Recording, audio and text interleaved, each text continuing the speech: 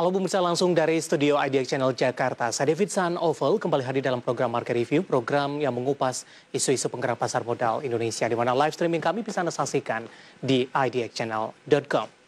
Ya, pemirsa, Menteri Kelautan dan Perikanan dari interim Luhut Binsar Panjaitan memastikan jika seluruh pelayanan tugas dari Kementerian Kelautan dan Perikanan tetap berjalan meski ada penangkapan mantan Menteri KKP Edi Prabowo.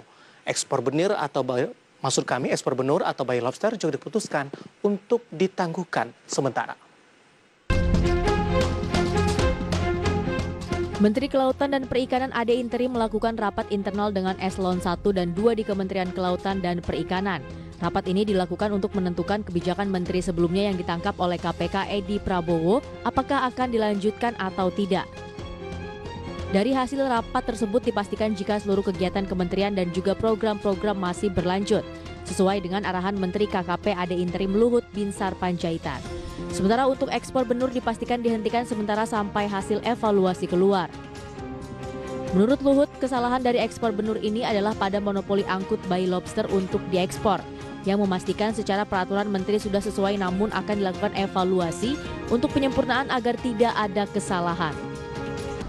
Nah, kalau ada mekanisme yang salah, itu sedang kita evaluasi dan sekarang dihentikan mungkin beberapa waktu, dan setelah nanti evaluasi kita akan lanjutkan lagi kalau memang bisa dilanjutkan. Sementara yang kita salah adalah tadi monopoli seperti pengangkutan, itu yang tidak boleh terjadi. Jadi Pak Sekjen dengan tim sedang mengevaluasi, nanti minggu depan dilaporkan ke saya. Kalau sudah kita lihat bagus, kita teruskan. Karena sekali lagi tadi Pak Sekjen menyampaikan ke saya, itu memberikan manfaat kepada nelayan di pesisir selatan, di mana di situ juga harus diperhatikan siklusnya, dia juga harus nebar sehingga jangan nanti seperti overfishing. Dirinya juga menyayangkan kasus yang terjadi kepada Edi Prabowo. Menurutnya meskipun Edi tersandung kasus korupsi ini, namun dirinya merupakan orang yang baik dan sudah bersikap kesatria dengan langsung melakukan pengunduran diri dan memindahkan kepemimpinan. Dia juga meminta KPK untuk memeriksa sesuai dengan aturan dan tidak memeriksa secara berlebihan, karena tidak seluruh pejabat publik merupakan orang yang mempunyai track record buruk. Dari Jakarta, Muhammad Olga, Rizky Solehudin, IDX Channel. Ya, pemirsa, di Market Review kali ini kita akan membahas topik yang menarik dan cukup hangat diperbincangkan dalam beberapa waktu terakhir. Patutkah kebijakan ekspor bibit lobster dilanjutkan? Nah, ini kita akan coba membahas bersama dengan Bapak Farid Ridwanudin yang merupakan Deputi Pengelolaan Pengetahuan Kiara atau Koalisi Rakyat untuk Keadilan Perikanan. Langsung saja kita sapa. Pak Farid, selamat pagi, apa kabar Pak? Selamat pagi Mas, kabar baik, semoga kita sehat semua. Ya. Terima kasih Pak Farid sudah meluangkan waktu di IDX Channel. Terkait dengan kebijakan ekspor bibit lobster Pak, ini cukup banyak diperbincangkan dalam beberapa waktu terakhir. Ini ditangkapnya mantan Menteri KKP oleh KPK ini Pak Farid. Sebenarnya dari sisi kebijakan ekspor benur ini apa yang bisa dikritisi Pak Farid?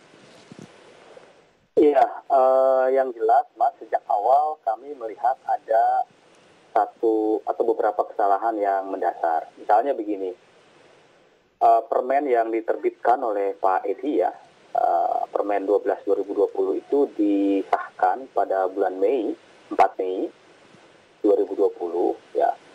Dan kita tahu ini adalah masa di mana penyebaran virus corona sangat masif ya. Dan di dalam proses perumusannya tak banyak ya, atau bahkan tak ada nelayan yang dilibatkan. Jadi dari sisi partisipasi penyusunan peraturan atau regulasi ini tentu bermasalah. Nah, yang kedua, kalau kita membaca status pemanfaatan sumber daya ikan di Indonesia berdasarkan laporan KKP sendiri ya, pada tahun 2017 itu dinyatakan bahwa lobster itu statusnya merah dan kuning. Ya. Artinya di setiap WPP ya, di setiap wilayah pengolahan perikanan Indonesia, lobster ini sudah over dan fully exploited. Jadi sebetulnya dari sisi pendekatan saintifik sudah tidak layak untuk dieksploitasi gitu Mas. Iya. Nah itu dari sisi ini ya, penyusunan regulasi gitu, dasar penyusunan regulasinya bermasalah. Itu Mas. Nah yang kedua, ya kalau kita baca dengan detail di dalam permen yang ditandatangani oleh Pak Edi, itu ada yang menarik, Mas. Jadi perusahaan itu boleh ekspor ya dengan syarat diantaranya misalnya sudah melakukan budidaya berkelanjutan dan berhasil melepas liarkan 2% ke alam. Nah, kalau kita bicara keberlanjutan itu paling tidak minimal 3 kali itu budidaya. Dan 1 kali siklus itu 8 bulan. Nah, seharusnya ya ekspor itu baru bisa dilakukan pada tahun 2022, Mei 2022. Setelah diundangkannya atau setelah disahkannya regulasi itu. Nah, Kalau tetapi kan ini mengikuti belum dengan regulasi yang Anda sebutkan begitu, Pak Farid? betul, ya kan? Minimal harusnya kalau 8 kali 3, 24 bulan ya. Jadi harusnya 2 tahun itu. Jadi seharusnya pada tahun 2022 ya. Nah, tetapi ini belum sampai 6 bulan sudah ada 30 lebih perusahaan yang diberikan izin ekspor. Nah, ini satu pertanyaan besar yang sampai hari ini nggak bisa dijawab oleh KKP, Mas. Gitu. Nah, yang lain yang oke, silakan. Ya, dari ketentuan ini yang dari pandangan Anda ini tidak sesuai dengan aturan yang berlaku dilanggar karena Anda masih ada beberapa waktu ke depan harusnya kegiatan ekspor dilakukan. Ketika proses ini dilanggar seperti apa dampaknya Pak Farid, terutama terhadap sumber daya itu sendiri?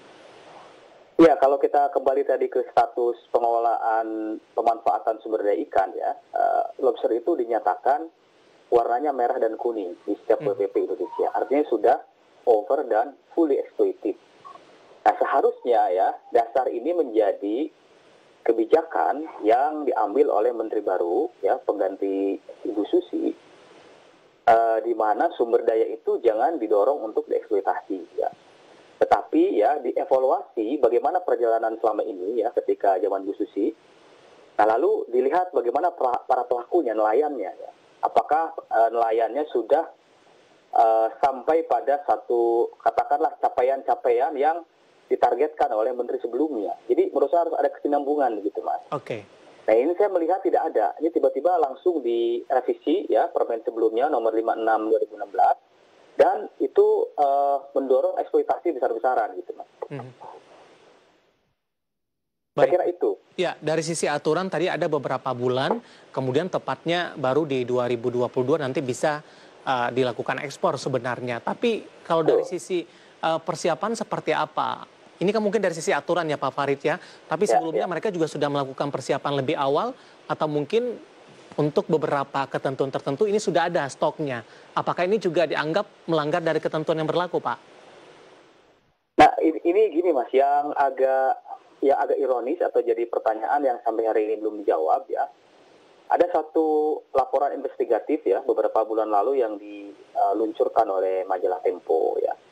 Itu berhasil mengidentifikasi ya ada banyak perusahaan yang baru didirikan atau ada perusahaan yang core bisnisnya bukan ekspor lobster gitu. Nah, tapi dengan adanya kebijakan ini ya, dengan adanya peraturan Menteri 12 2020 ini, kemudian banyak perusahaan yang muncul gitu ya, didirikan atau diinisiasi untuk menyambut regulasi ini. Nah, di lapangan, Mas, saya menemukan banyak fakta begini. Misalnya ada satu ya, ini juga dikuatkan oleh temuannya Ombudsman beberapa hari lalu disampaikan oleh Pak Alam Sasaragi gitu. Jadi misalnya ada nelayan di lapangan itu, nelayan tangkap khususnya ya, mereka disuruh nangkap. Ya. Nah, setelah nangkap tuh mereka kemudian disuruh melepaskan lagi ya, oleh perusahaan dan diklaim sebagai syarat memenuhi syarat administratif untuk izin ekspor, karena kan di dalam peraturannya itu harus ada syarat melepas liarkan 2% ke alam kan. Nah, itu satu misalnya. Nah, yang kedua, ada fakta begini. Di lapangan, perusahaan itu membeli ukuran lobster tertentu ya. Ukurannya misalnya ukuran yang besar gitu ya, di atas 50 gram. Lalu dipindahkan ke kolam perusahaan dan diklaim sebagai keberhasilan budidaya perusahaan. Gitu. Nah, yang lain ada banyak ya fakta-fakta di lapangan yang menunjukkan begini. Nelayan-nelayan yang seharusnya berdasarkan permen itu ya dijadikan bagian dari kemitraan itu justru setelah perusahaan mendapatkan izin ekspor itu ditinggal. Yeah. Jadi kemitraan itu hanya di atas kertas gitu ya. Faktanya setelah nelayan perusahaan mendapatkan izin itu mereka ditinggal. Jadi ini fakta di lapangan yang menurut saya kuat sekali gitu, tidak bisa dibantah.